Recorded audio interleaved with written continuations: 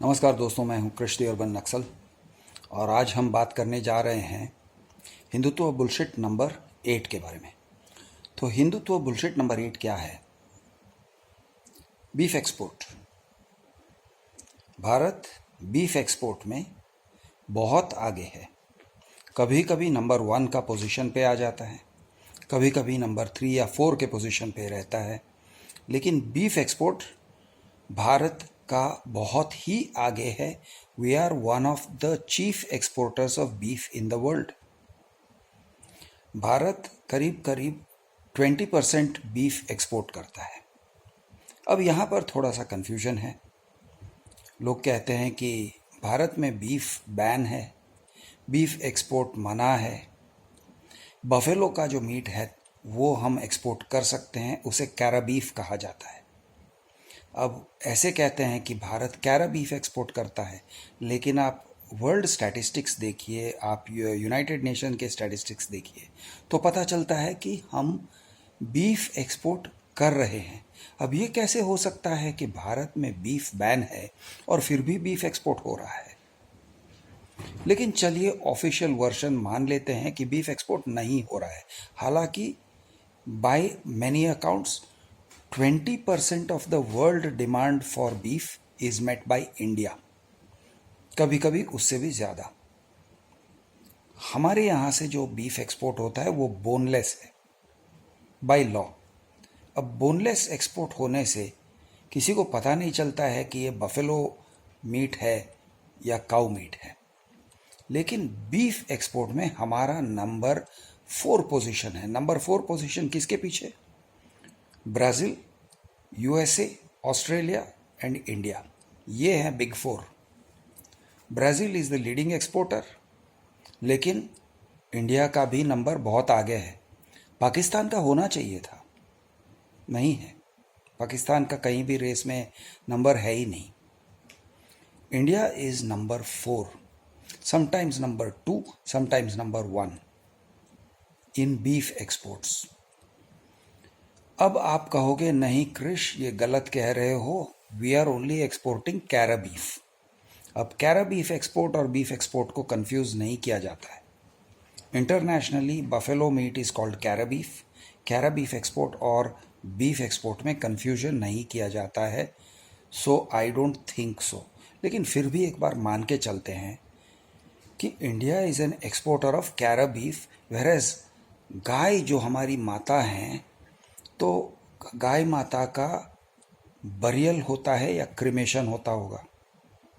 अब गाय का अगर स्लॉटर नहीं होता है, यानी कि कसाई खाने में गाय को काट कर उसका चमड़ी अलग करके, उसके फ्लैश अलग करके, उसका बोन्स अलग करके, उसको अगर इस तरह से ये नहीं कर रहे हैं, तो या तो हम मुर्दे गाय को स्लॉटर कर रहे हैं, मुझे नहीं लग रहा है, या फिर हम मुर्दे गाय को बरियल दे रहे हैं, हम उसे दफना रहे हैं।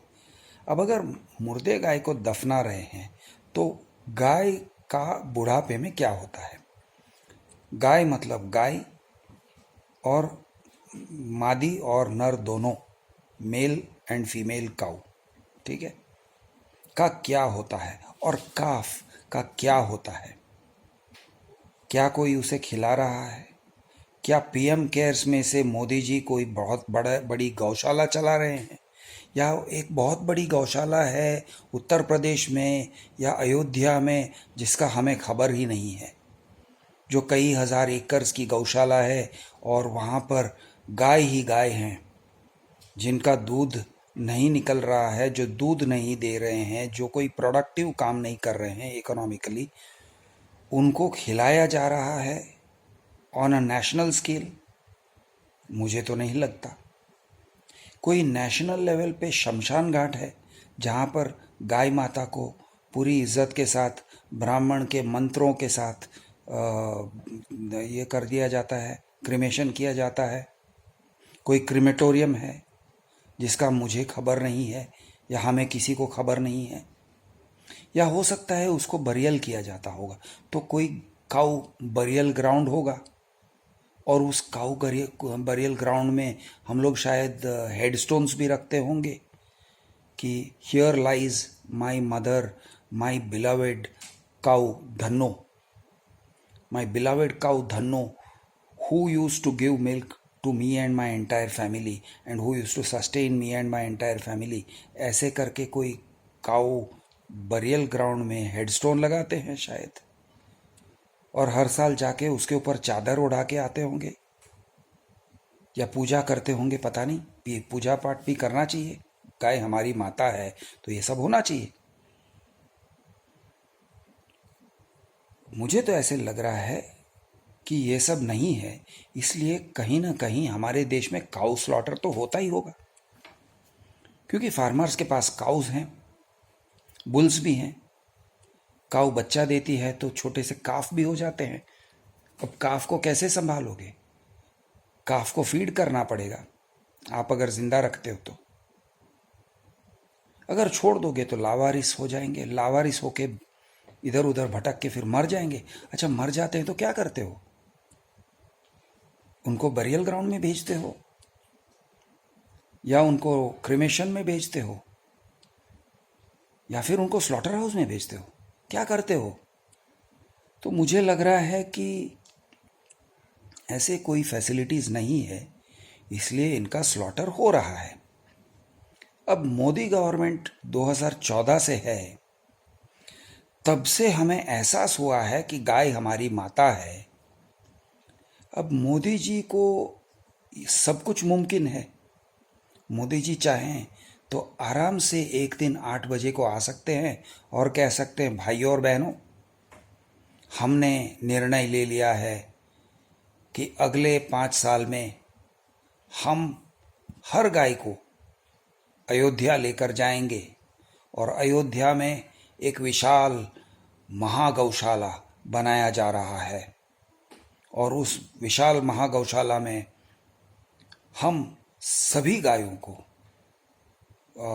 सुख, शांति और समृद्धि के साथ अच्छी तरह से रखेंगे और बाबा रामदेव के चिकित्सालय से स्पेशल डॉक्टर्स को बुलाएंगे, वेटरनरी डॉक्टर्स, जो उनकी हेल्थ रिक्वायरमेंट्स पूरा करेंगे।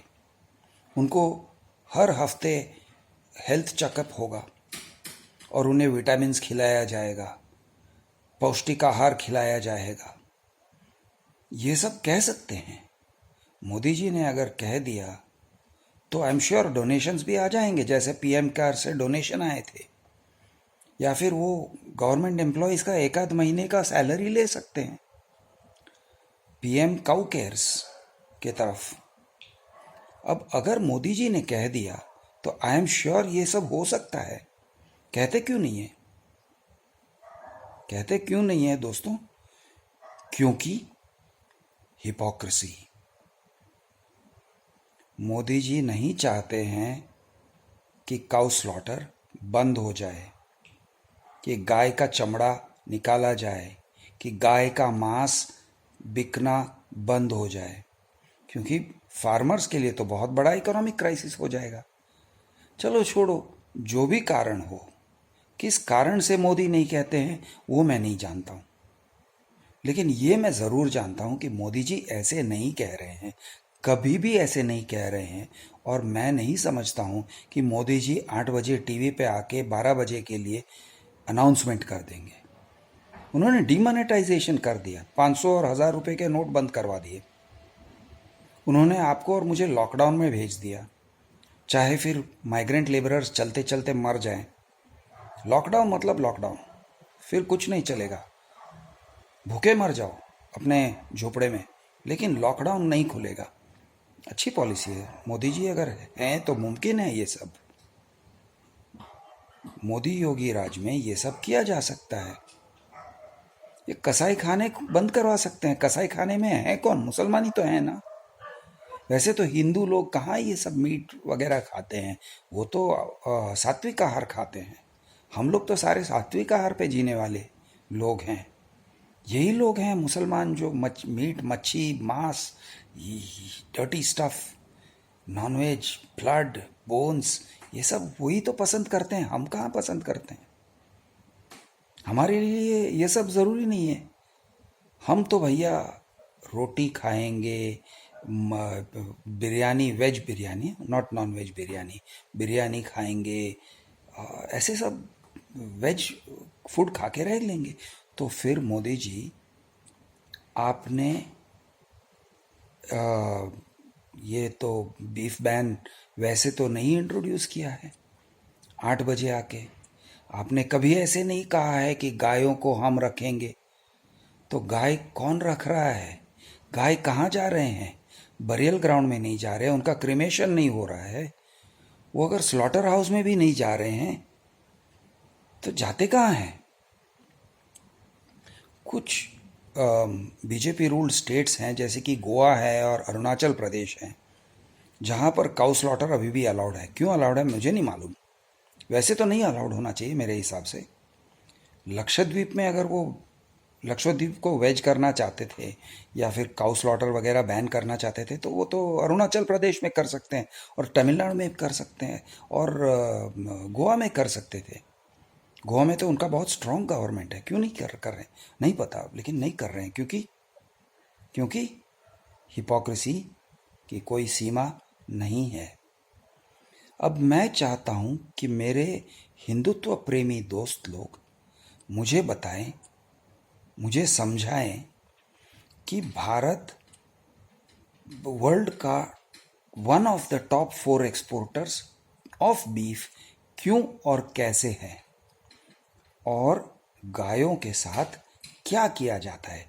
और हमारे जो सारे जो लावारिस गाय हैं, जो यानी थैले में से, कचरे में से कुछ ना कुछ खा लेते हैं और जीते हैं, ओके, हमारे शहरों में यानी बिल्कुल स्ट्रे डॉग्स की तरह जीते हैं।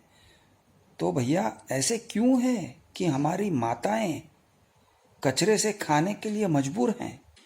मोदी जी ने अभी तक महागौशाला क्यों नहीं बनाया है, या बाबा रामदेव ने क्यों नहीं बनाया है? उनका तो मल्टी 1000 करोड़ का बिजनेस है, यानी कितने 1000 करोड़ उसका तो मुझे हिसाब भी नहीं है, लेकिन पतंजलि ने क्यों नहीं बनाया? मैं नहीं जानता हूं, क्योंकि वो गाय से बहुत प्यार करते हैं, ऐसे मैंने सुना है। तो दोस्तों, आप मुझे समझाइए कि ये हिपोक्रेसी है हिंदुत्व का या नहीं है। आज मैं कह रहा हूं, हिंदुत्व का नंबर 8 हिपोक्रेसी बीफ एक्सपोर्ट है। जय हिंद, जय महाराष्ट्र, जय जवान और जय किसान।